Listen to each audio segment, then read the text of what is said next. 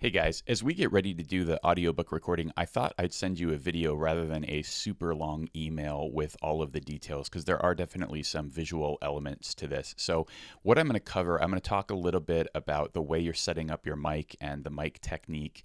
I'll give you some pointers on how you're actually reading the story in a way that will save you from having to do it perfectly all the way through and spending days on this. It'll be a lot easier, and that'll be the bulk of it. So this won't be too awful long.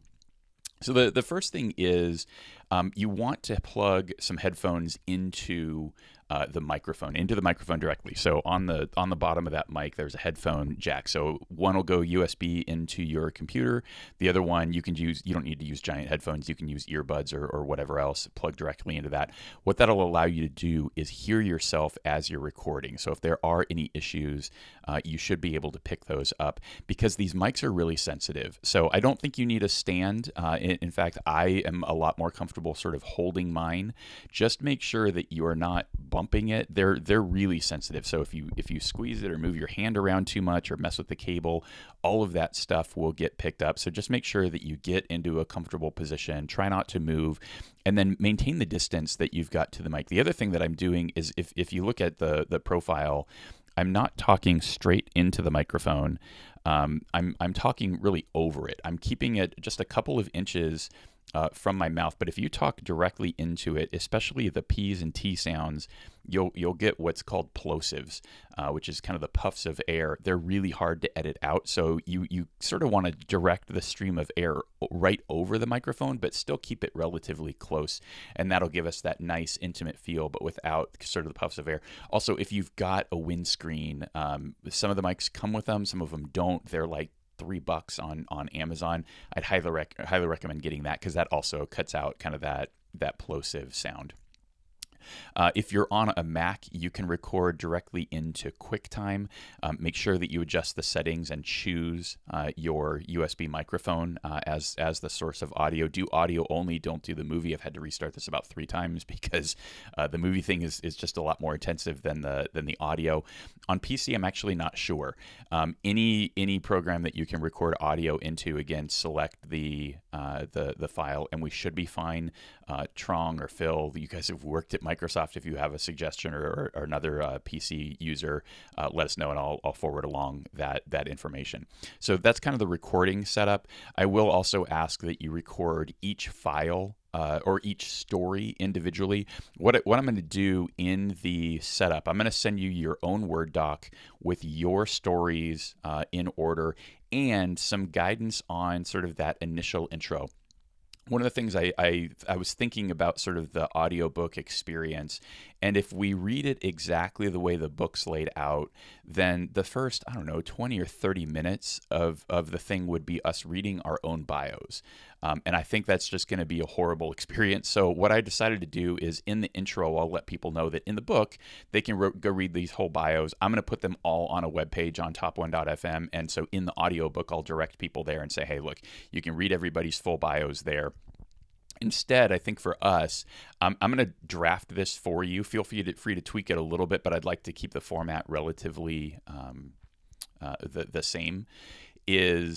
I'll create a very short bio intro for you to read going into your first story. We won't do it for all of them, but it'll be real short, right? It'll be, hey, my name's Scott Ingram. I've spent some time working in sales, and there are these types of roles at these companies, and I was featured on the podcast in this episode. Something very short like that, and then you'll go into your story.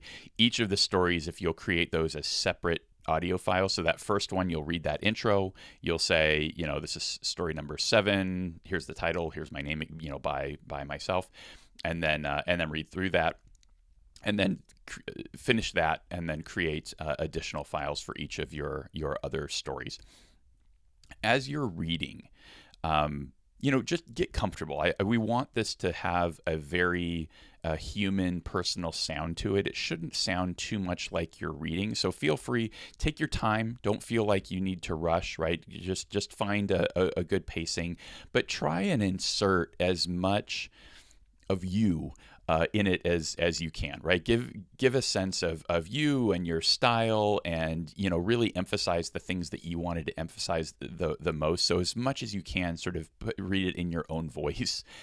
It will be your own voice, but hopefully you understand what I'm saying. And along with that, if there are little areas where you want to do just a little bit of ad lib or something like that, I think that's fine. The other thing that this will flesh out, and this is why I'll ask you to do these recordings sooner rather than later, is I have found that this is the best method to flesh out any additional errors. There's something about reading stuff out loud where you find issues. So as you identify those, please make sure that you note those and send those back to me. So if there's a word that got duplicated or a phrase, and this is where it most often occurs, is you've got a sentence that's sort of redundant. Jacqueline, when she recorded her story a week or two ago, found one of these. So find any of those issues. Definitely want to get those cleaned up before we do the big print run a little bit later in the month. And then as far as, so the other thing I'll do in the Word document is I'm going to make the font a pretty good size. So if you can either read it from your screen or you can print it out. In either scenario, if you printed it out, make sure as you move papers that you're never doing that while you're actively reading. I'll come back to that and come back to the way that you can read and make this quicker. Same thing if you're on a PC or laptop and you're scrolling or clicking. Again, the mics tend to be pretty sensitive. They will pick stuff up. So make sure that you're not doing that while you're actively reading. So as you're doing that, you're going to stumble, you're going to flub, you're going to mess up a word. What I will suggest, or if there's a background noise, right? The dog barks, you had to turn a page, whatever the case may be. At any of those points, pause, leave a short gap of silence like this, and then start at the beginning of that sentence again, and then begin reading again. So what we'll do is we can just go in and pull out all of those kind of missed partial sentences, and everything should flow really nicely, and you won't have to record this 15 times to try and make it sound perfect. So I think that's really it.